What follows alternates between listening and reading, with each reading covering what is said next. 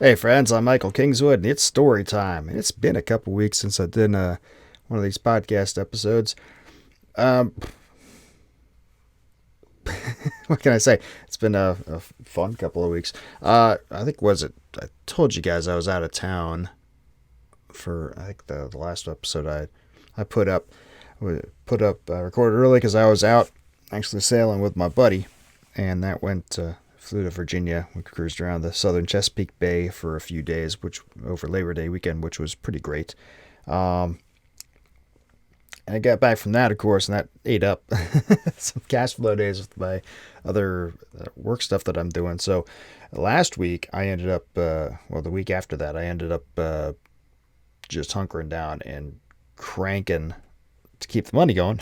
And then this past week, I got most of the next story recorded, but then I had a event on Saturday afternoon that kind of precluded me finishing it, and so I said, the heck with it. And then Sunday became a full day of church and other stuff, and so I was like, screw it, I'll just put it off another week. So sorry about that, but I figured show you little bit of what I was doing when I was out on the bay.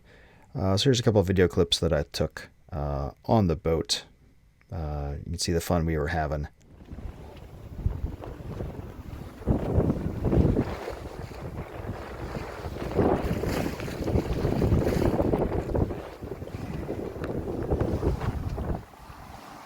Yeehaw!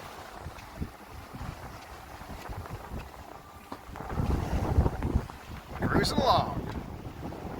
Team reach 5 knots or so, having fun. Woohoo!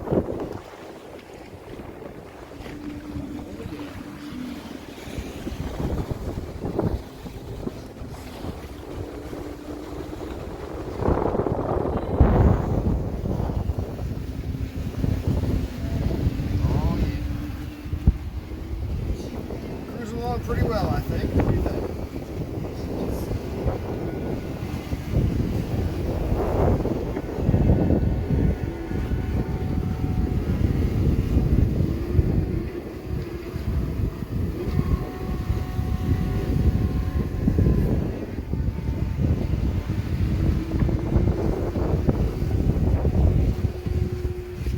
Couldn't ask for more than a more perfect day.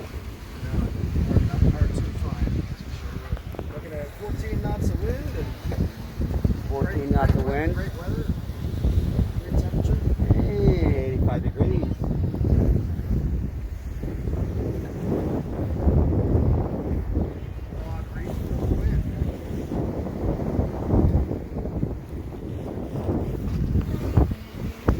Yeah, and we're towing.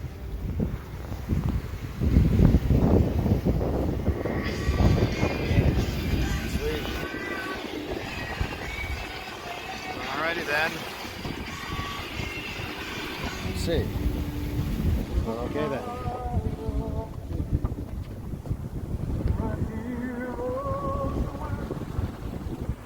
Yeah, coming into Yorktown.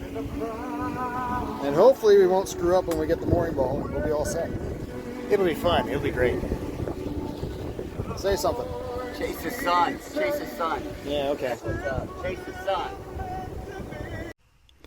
Yeah, that was me and my buddy Isaiah on his Tartan 37.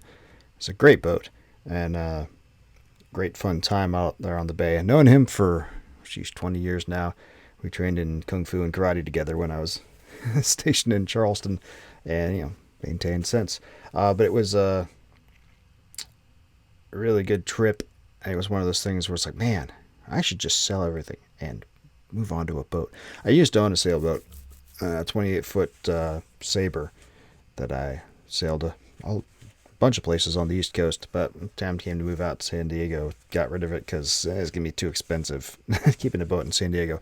At least that was the thought. Now it's like, man, the call of minimalism is sometimes quite strong. Anyway, so that's part of what delayed me. Other part of it was just general getting stuff done around here. Anyway, but we are continuing on with the next story from Stories from the Great Challenge here today, and that is story number 28. We're back to science fiction. It's a story called Finding Bobby Jenkins. It's set in the world of my Icaran Confederation Navy, which I am still plugging away a novel on, but I've written a couple stories with people from the Navy, or this one is sort of tangential to it, and I'll be writing more. It's a thing I want to do more of, because I was in the Navy forever, and if you're gonna write science fiction, you got to have a space navy, right? So this is about some salvage guys who are going to recover a ship and discover some mysteries. So anyway, I hope you enjoy it. I wrote it. I'm reading it. It's a little longer than the last couple, so as you can see from the time on this video or podcast if you're listening to the audio version. So sit back, enjoy, and I'll talk to you when it's done. Pan blew away steam that was rising from his coffee mug, then lowered his nose over it to catch the fragrance without getting his nostrils scalded. Deep, dark, and thick, said his scent neurons to the rest of him, and he smiled slightly in approval. What was it his first captain said? If you can't put a spoon into your coffee and have it stand up straight, it's not brewed right. This was just about there. Perfect. It had taken long enough to get it that way. Getting any sort of coffee bean was difficult enough in a long-haul ship like the Josephine, and weeks cruising through the void far away from any resupply, let alone a stable gravity well and a natural atmosphere, meant that when he did manage to get some, it didn't last long. Not the way his crew swilled the stuff. Which meant they had a tendency to just take whatever they could get and run with it. It had taken a lot of cajoling and some outright coercion to get it into the skull of Jack, the crew's cook, that when he said only the good stuff, he meant it. But Jack was finally getting up to standard.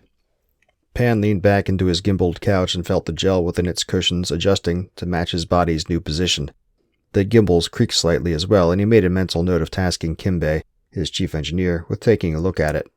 He loved his couch. He'd had it for years, ever since he took over as Josephine's captain, and he hated to hear it squeaking in pain like that. Pan chuckled softly at the silly thought, then he raised his cup to his lips and sipped. Naturally, the intercom picked that second to beep into his office compartment for a second, before a gruff female voice piped through. "Coming up on the coordinates, Skipper," the voice said, and Pan recognized Hatha, his navigator. Perking up immediately, Pan straightened and placed the coffee cup down atop his desk.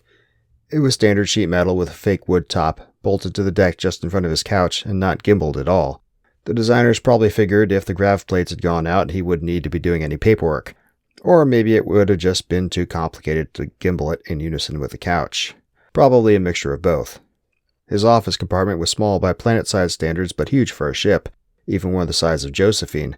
Maybe 2.5 meters on a side, it had enough room for his desk and couch, and for a pair of locker shelves on the bulkhead to the left as he faced the airtight hatch that marked the space's entrance. He also had a little stainless steel wash basin and sink off to the right.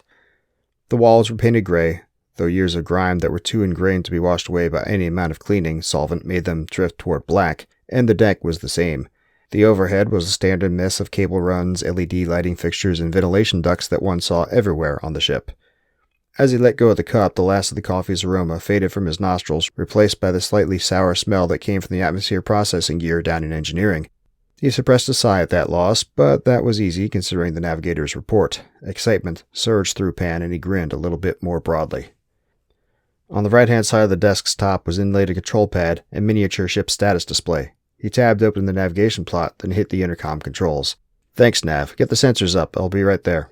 "Roger." Pan stared for a second at the nav plot. They were right where Nav said they would be, right where Pan had told her to bring the ship, 20 degrees above the ecliptic of the Melrose system, 4.5 standard AU out toward the galactic north, and 45 degrees to spinward. The middle of nowhere.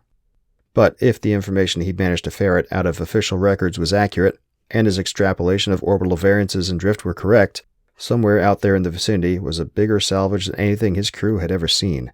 A massive payday, enough to set him up for life and really do well by his crew as well. If he was right.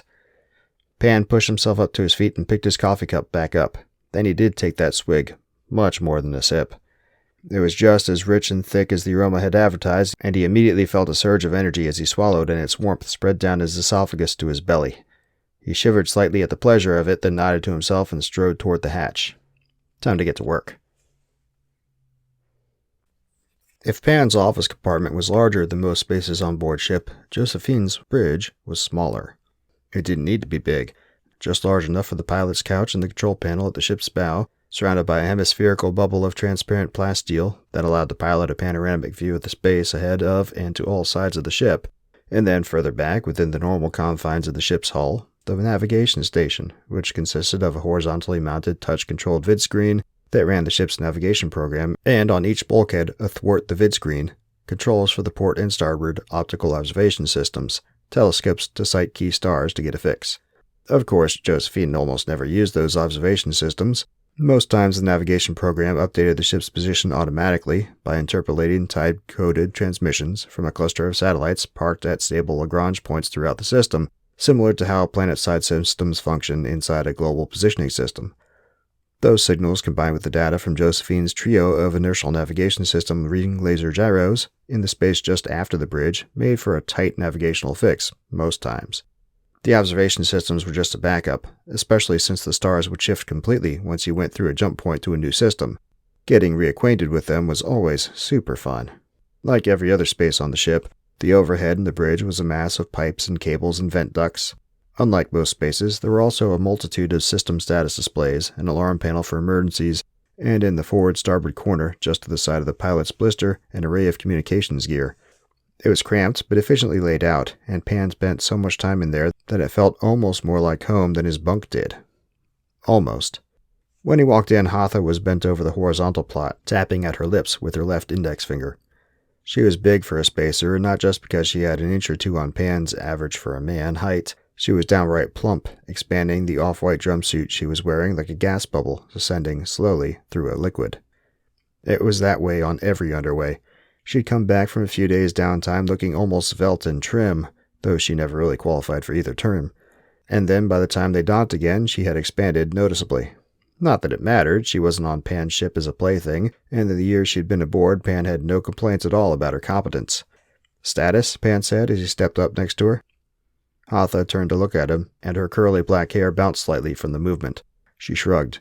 "We are where you wanted to be," she said. "But ain't no one else here," came a voice from the pilot's blister.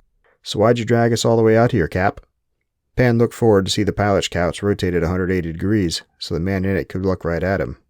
Carl was short, dark, and wiry, with a near continual expression of good humor on his face and eyes that twinkled with mischief.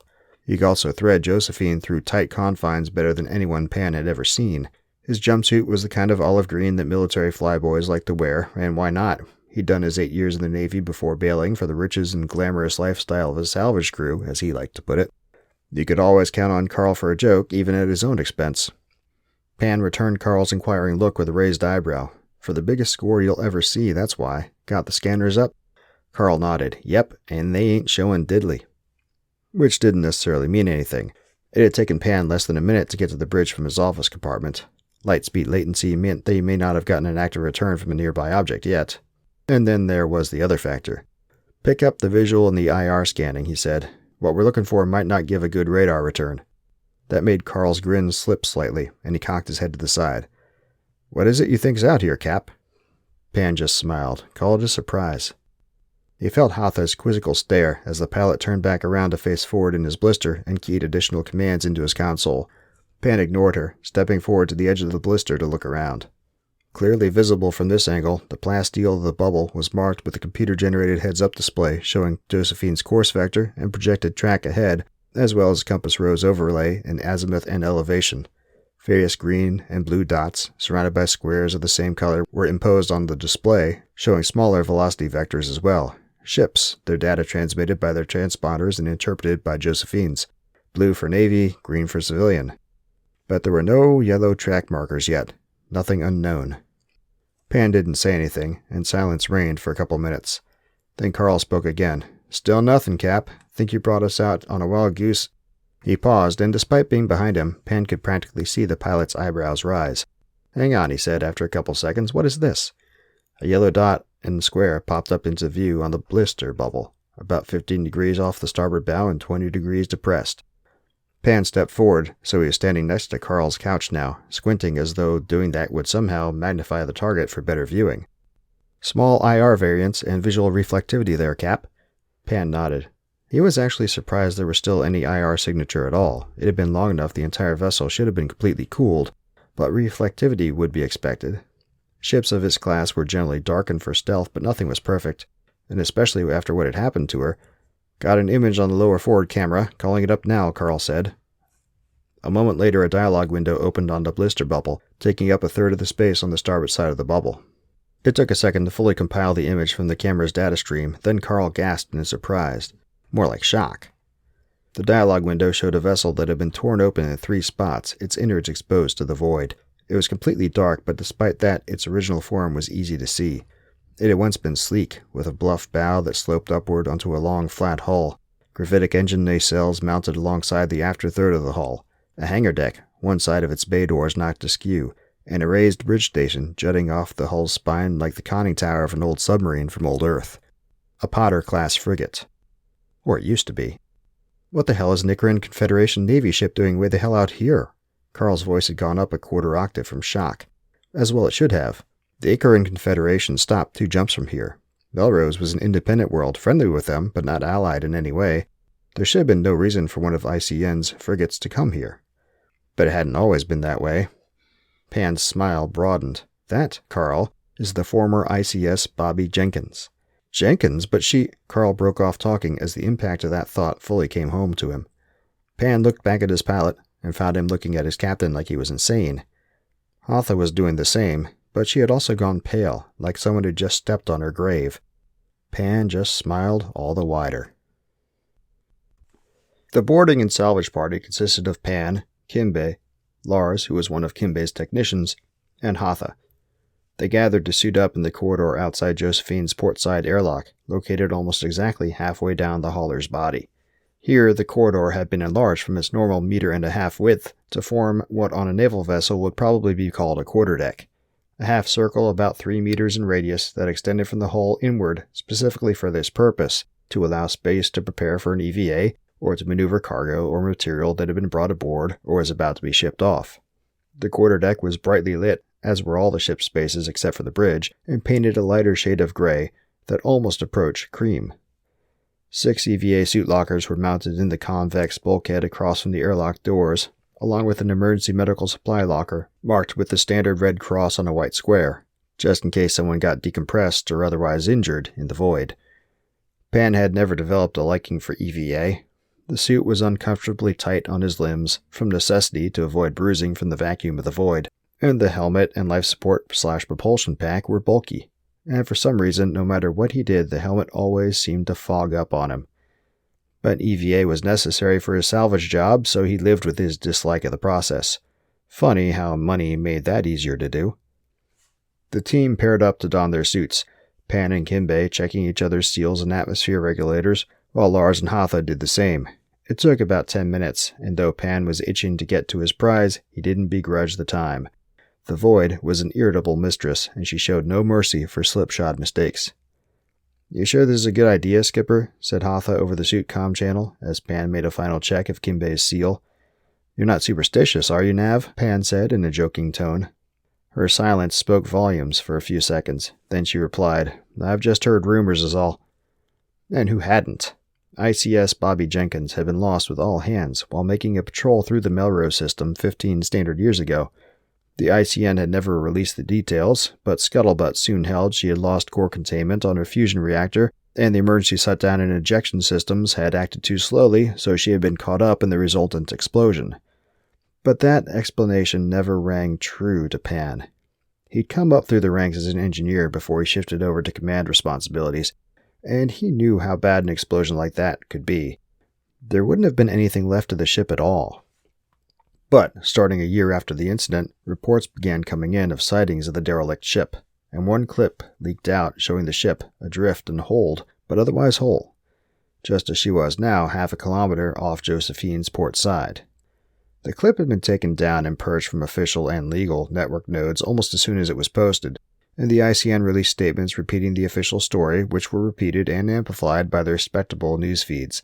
But Pan remembered seeing the clip and, combined with the sightings reports, being intrigued. The ship had encroached on his consciousness, and he had determined that he would find her and see what had really happened. And get some good military-grade salvage out of it, of course. It had taken a long time and a lot of careful digging, back-channel inquiries to acquaintances, the occasional bribe, but he managed to recreate the ship's track up until the time of the incident, and from there it was a matter of integrating the various sighting reports and estimating a position from the star pattern in the leaked footage, pulled down from an illicit network node, and he was able to estimate the ship's orbital track. A lot of work, and now it was going to pay off. "I heard she's haunted," Lars said over the comm, earning a snort from Kimbay. "No, really. That's why the ICN never tried to recover her." Pan rolled his eyes and turned around so Kimbay could check his rig. That let him get a view of Lars's blue eyes and stringy blonde hair through the dome of his own helmet on the other side of the quarterdeck. "That's just silly," Pan said. "There's nothing over there but metal, stores, fuel, and ship parts." And answers, but Pan didn't say that. The kind of ship parts that are real hard to come by outside of the Confederation. The kind that will make us all a ton of money. Which was entirely true. The Potter class was old now, but she was still a cut above the warships Melrose was able to construct locally. The Navy Department would be happy to get their hands on some of the ship systems, and especially on the torpedoes that were almost certainly still strapped into their stows in Jenkins's torpedo room. Lars looked doubtfully at him, then shrugged as Hatha slapped the top of his helmet to indicate all clear. "You say so, Skipper." He didn't sound entirely convinced. "I do," Pan said. A second later, Kimbay smacked the top of his helmet, and he nodded. "Okay, everyone set? Thumbs up all around." Pan grinned. "Let's go earn some money." The other thing Pan didn't like about EVA was the smell of the suit's portable atmosphere system. It wasn't noxious or anything, it was actually quite subtle, a little lemon on the breeze. But to him at least, it seemed to build up over time, growing stronger and stronger, until that little bit of odor dominated his nostrils and made him want to tear his helmet off in annoyance. When he'd first experienced that way back in his greenhorn days, he thought there had been a problem with his suit. But extensive testing and inspection of that suit said no to that notion, and everyone else on the ship had looked at him like he was nuts when he brought it up after that. But even now, 5 ships and Lord knows how many suits later, it still happened. It was all in his head, Pan knew, but that didn't stop it, so he'd long ago learned to suck it up and work through it. It still sucked. When the 4 of them settled onto the Jenkins's back, the magnets on the EVA boots holding their feet to the derelict's hull easily, the build-up had already started. It wasn't bad yet, so it was no problem pushing the annoyance from Pan's mind. But it was there. "Okay, hangar bay's back this way," Hatha said as she led the way aft. They had decided rather than trying one of the ship's airlocks, which might or might not still be able to cycle open, that they would enter through the ajar starboard side hangar bay door. It was actually larger than either the airlock or underway replenishment hatches, and it would allow certain ingress and save time. So Pan allowed the navigator to take the lead, falling in behind her as his team trooped back down Jenkins's spine, and tried not to focus on the lemon his mind insisted on constructing in his suit. The hangar bay was 2 decks high on Potter class, and opened onto the back of the ship's lowermost decks, giving the vessel a look as though someone had scooped out the upper right corner of a rectangle when seen from the side. Getting down from the spine of the ship to the base of the bay was fun, but then walking down a wall always was, and then they were inside the bay itself. There were no lights, of course. As many years as Jenkins had been adrift and cold, there was no way her batteries could have retained any charge. And of course, the fusion drive was out, so Pan's team switched on their suit lights. As the beams of the lanterns splayed around the hangar bay innards, Pan couldn't help but feel a bit of awe and trepidation. It was a very large space, larger than any crewed space on Josephine, wide open with room to dock 2 surveillance and reconnaissance skiffs, and all the support and maintenance gear those skiffs would require to function. But there was only one skiff docked in the bay right now on the port side. The starboard side, where Pan's team had entered, stood empty. Seeing that skiff sitting there, black and dead like a corpse, sent a little shiver up Pan's spine, which was silly. He'd been in plenty of derelicts before, and seen everything that could be seen in a ship's broken body. But there was something about this one. He gave himself a shake. This was no time for grousing or losing focus. They were there to do a job, best get to it. "Hatha, think that skiff might be functional?" The navigator had been taking a close look at it as Pan had drifted into Fantasyland, walking its length and focusing her light on key pieces of equipment. As he asked the question, she straightened. Could be, the hull looks intact. She moved forward to the skiff's blunt nose and its single airlock hatch. Let me see if her breath caught, and she let out a little noise that wasn't quite a yelp. What's wrong, Nav? Pan said, already moving to assist. I've got bodies here, she said. She was peering through the transparent plasteel of the skiff's canopy where the pilots would sit when he reached her side. Immediately he saw what had brought her up short, and he swallowed. There were 2 men in the pilot and co-pilot seats. They didn't have EVA suits, just the kind of olive jumpsuit that Carl liked to wear. They weren't strapped in, just sitting there, and they were clearly frozen from the deep cold of the void. They didn't show very much sign of decay at all. They almost could be wax mannequins, except for their coloration and the slack expressions on their faces. Jesus, Kimbe said. He had moved over to the skiff as well when Hatha called. Pan nodded in agreement. They must have taken shelter in the skiff when the incident happened, Hatha said. Hoped its life support would keep them alive until a rescue could arrive. Poor bastards, said Lars, and Pan could hear the dread in his voice. The thought that maybe the skipper wasn't right to shoot down notions that this place was haunted after all. Or maybe that was coming from within Pan's own head. Keep focused. Well, if it kept them alive then, it probably still works now. He turned to look at the chief engineer. Kimbe, get down to engineering. The fusion plant's toast, but see if there's any hope for the fuel cell generators. It'll be a whole lot easier to get the skiff out if we can open the bay door, he gestured toward the still-closed door that separated the port side of the bay from space, instead of having to cut it out. Kimbe met Pan's gaze and nodded within his helmet. Then he patted Lars on the shoulder, and the 2 of them turned toward the airtight hatch, leading forward into the guts of the ship.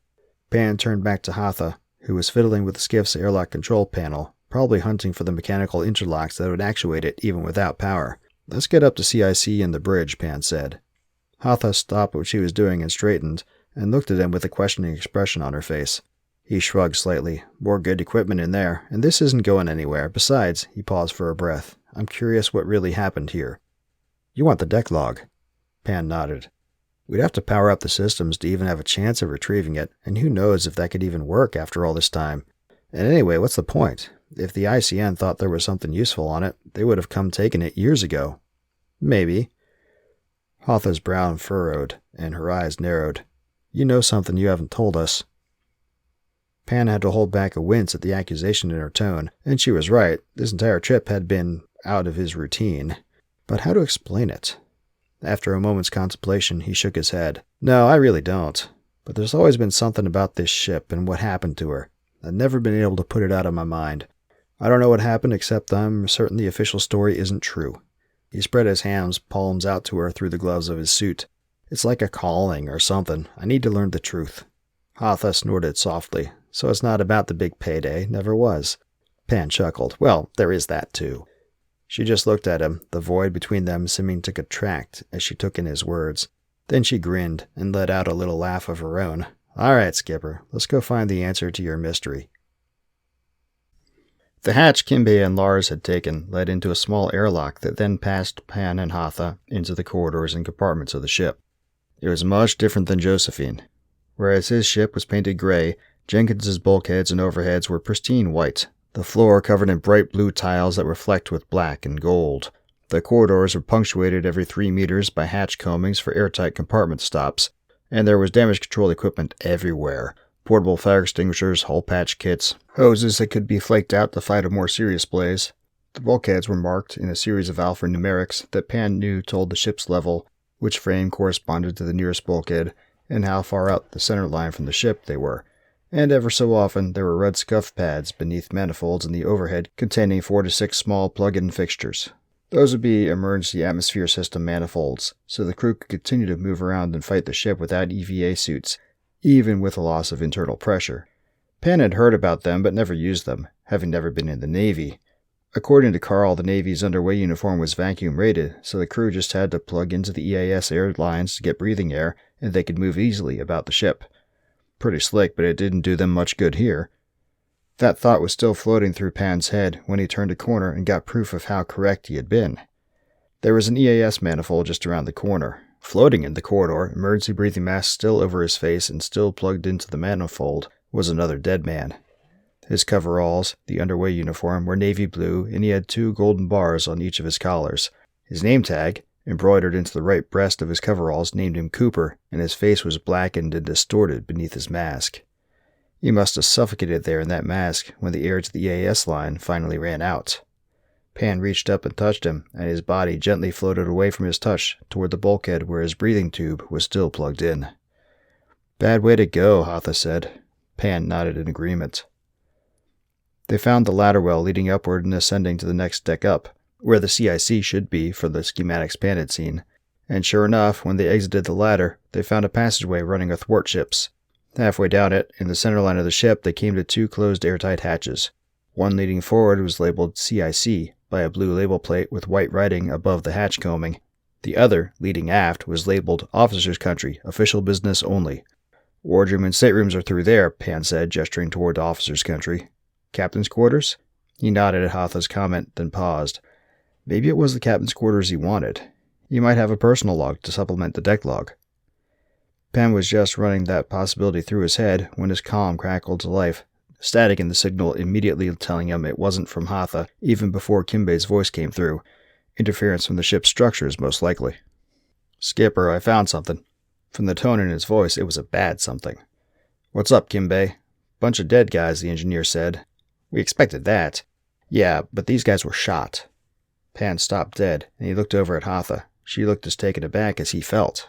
"What do you mean, shot?" "I mean, someone put a gun to two guys' heads and blew their brains out. Maneuvering is covered in blood and gray matter." What the hell? That didn't make any sense. Except that it did.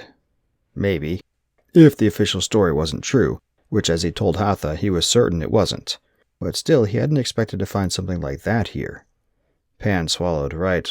We can figure that out later. Any luck with the fuel cells?" "I can do you better than that. If what I'm seeing is right, it looks like the reactor is intact. Give me a half hour to get power up from the fuel cells, then another hour or two to warm up the reactor, and I can get you full power." "You're kidding." "Not even a little bit, Skipper." Hatha's mouth formed the words, "What the fuck?" though she didn't say them. Pan agreed completely. "Okay, Kimbei, get the fuel cells up, then see if you can get the lights on while you're bringing up the reactor. It's creepy in here with just flashlights." "Ain't that the damn truth?" The comm clicked off. Pan and Hatha just looked at each other for several seconds.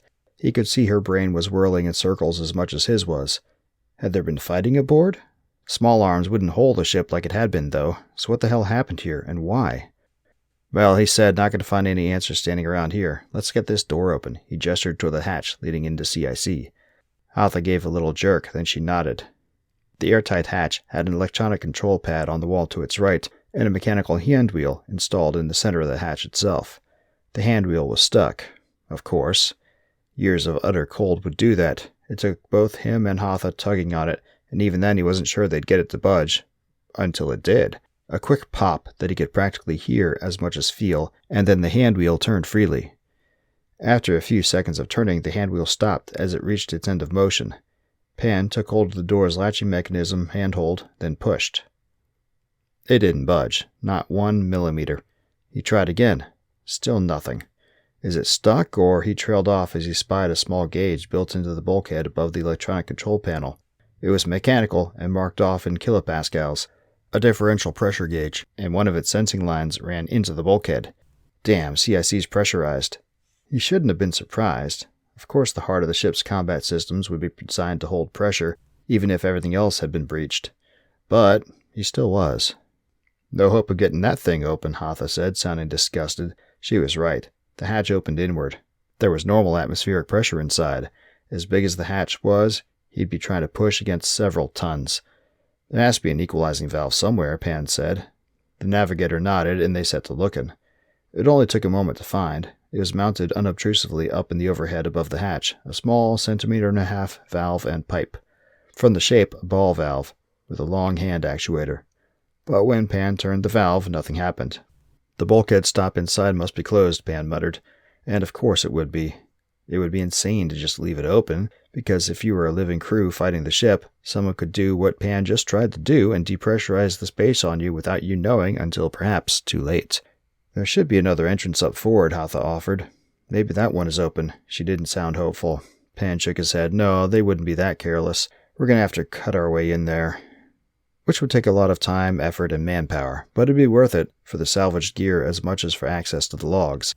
Then again, that wouldn't be the only place one could access the log. To the bridge then? Hotha asked, as though reading his thoughts. Not yet, Pan said. Let's check out the captain's cabin first. His terminal might have access to the logs, for review, if nothing else. He turned aft, to the airtight hatch leading into officers' country, and found the differential pressure gauge mounted next to it read 0. The wardroom area was in a vacuum, like the rest of the ship. A small amount of effort later, they had the hatch open, and he stepped through. The decor in officers' country was markedly different. The white painted walls and blue tiles were replaced by a deep red-brown paneling that very much looked like real wood, and floor tiles that could have been marble if you didn't know better. The overhead was the usual mass of cable runs, lighting fixtures, and ventilation ducting, though, and as he swept his flashlight around, he could see a portable fire extinguisher mounted near a pair of doors, not hatches, on the right-hand side of the passageway, looking aft. As he drew near, he saw the first of the doors was labeled Commanding Officer, by letters carved into the door and inlaid with brass. Below them was engraved the circled star that the Icaran Confederation Navy used to designate a man or woman for their female ships as the CO. He was just reaching out to the doorknob, a simple twist device, when Kimbay came back over the comm. The static was worse this time, but Pan could still hear him well enough. Good news and bad, Skipper. Got one of the fuel cell generators online. Should have lights in a minute or two. Outstanding. What's the bad news? I think I was wrong about the reactor. Looks like the injectors have been fused open. I could start it up, but Pan finished for him, but it would just overload and trip the emergency shutdown if we did. He sighed. Do we have any injectors on Josephine that we could install? Kimbay made a clicking sound, like he was flicking his teeth with his tongue. Then a couple seconds later, Pan could hear the shaken head in his voice. I don't think so, Skipper. Military models are made to different tolerances than ours. It might work, but more likely it would destroy the injectors from the different flow rates. And I'm also not sure how their reactor safety interlocks and injectors are interrelated. If we screw with it and mess up the interlocks, we might not get a shutdown when we need one, and then... He left the rest unsaid, but Pan didn't need him to say it. If that happened, the ICN's official story would end up being true, except that his crew would be the one blown up by it. Pan would not risk that. Okay, leave it. Just get the lights on and we'll proceed with the salvage as planned. He thought for a second, then added, Will there be enough juice for grav plates? Not for long. They burned through most of the H2 and O2 reserves. Probably survivors trying to keep at least some power after the incident. Just lights alone, we're talking a day, tops. And they would likely need much longer than that to get the best and most valuable stuff off the ship. Pan didn't bother asking about the hydraulics for the hangar bay door. If grav plates were going to be too much, with their relatively low current draw, the power needed to warm up the hydraulic fluid, get the actuators recharged and pumps running, and then open the hatch would be far too much. Okay, lights only. Roger. Pan muttered under his breath, but really there was no reason to be disappointed. He hadn't planned for any lighting or gravity at all. Still... He shifted frequencies on his comms, then transmitted, Josephine, this is the captain. Carl's voice, crackling with interference from Jenkins's hull, came through a moment later. Aye, Cap. Carl, get the off-shift personnel suited up and prepared to come over. We've got lights coming up, but we won't have them for long. Want to get as much off as we can while we have light. Also, send over a couple of cutting torches. It's going to be a bit more difficult getting access to some spaces than we thought. Aye, Cap, we're on it. Pan shifted back to his team's frequency, then glanced over at Hotha and shrugged. We do it the hard way, looks like. As usual, yeah. He turned back to the CO's door. As he was pushing the door open, lights began flickering to life. The corridor's lights settled into a steady illumination, but inside the stateroom, the lights flickered and kept on flickering, making a scene that would have been gruesome already into something out of a nightmare. There was a man pinned to the forward bulkhead. From his apparent age before he died and the circled star on the left breast of his uniform, above the golden sunburst and crossed sabers that the ICN used to designate fully qualified officers, he was the captain. His arms were outstretched, and something metallic had been driven into the palms of each of his hands, pinning them to the wall.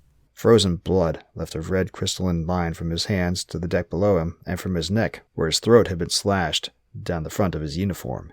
Someone had tacked, stapled, a piece of printer paper onto his torso below his name tag and warfare device. It was stained red from the blood, but Pan could still make out the words printed there. Traitor. Oh my God, Pan said.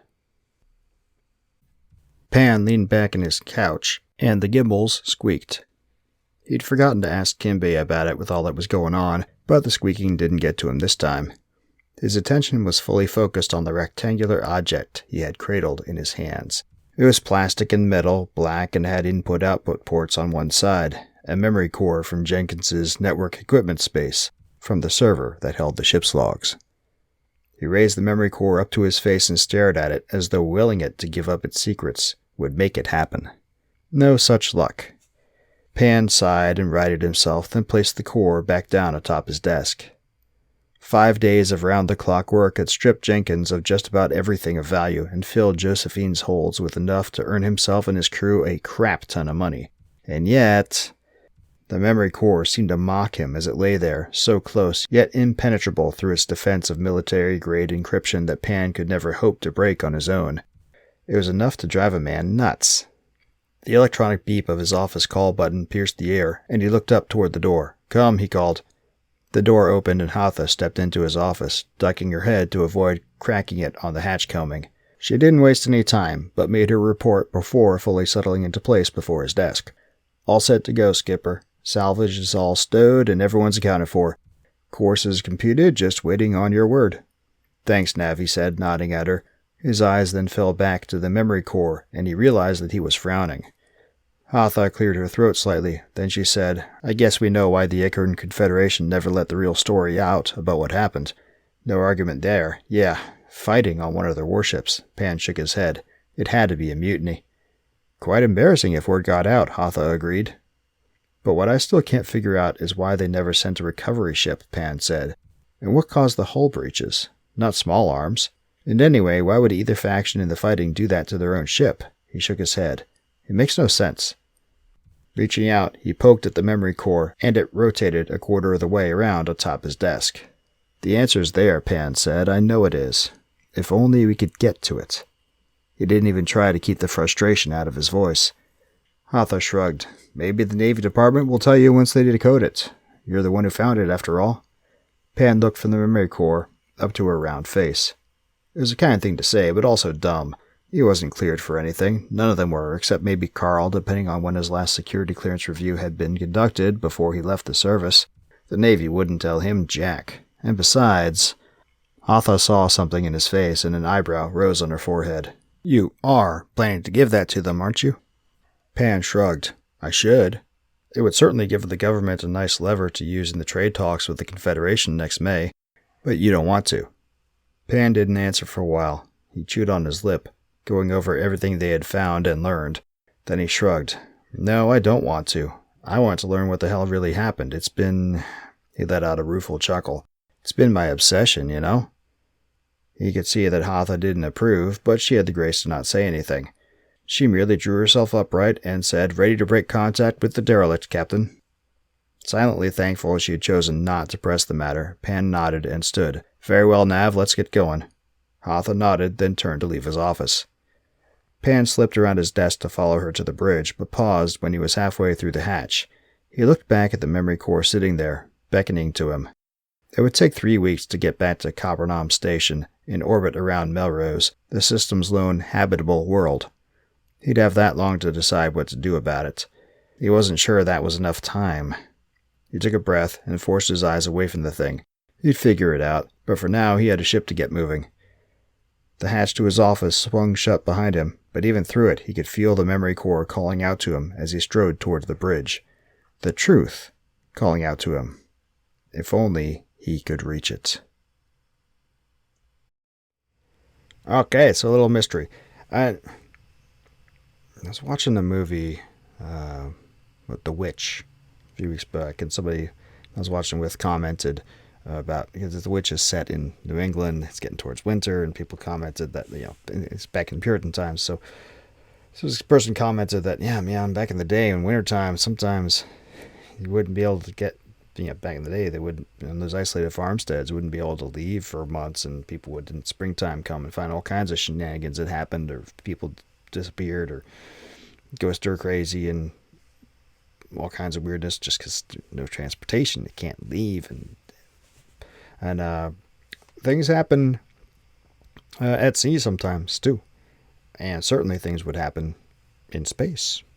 So something happened to this ship. Something caused everybody to go a little murderous on each other, and something's being covered up. What is it? I can't tell you that. We just have to keep looking into the world of the Icaran Confederation Navy, and maybe sometime it will be revealed. Maybe. Also, yeah. So we'll be coming back to this world. I don't know if I have any other ICN stories in this collection, but I do have some other stories written and more being written. There's another, at least one more Korathi Empire story in here, I know. Interestingly enough, I envisioned that the Empire and the Confederation are actually in the same universe, just separated. That's my thoughts. Anyway, I hope you liked this one. If you did, please hit the like button, subscribe to the channels and the podcasts. Come by michaelkingswood.com, sign up for the mailing list, become a member of the site, buy the collection. You can get it at michaelkingswood.com/store, and tell all your buddies, because the more people hear about this, the more money flows to me, and the more fun everybody has. Yeah. So again, thanks for your patience the last couple weeks where I haven't done one of these. We will get back to our regular schedule here going forward. Next week on Saturday, I will be camping next weekend, so I'll be recording it early. Oh yeah! It's going to be Back to Fantasy. Story number 29 is called Warden's Trial. It's a rite of passage story about a guy who's finishing up his training to be one of the Queen's Wardens. So, check that out. It'll be fun. Until then, don't do anything I wouldn't do.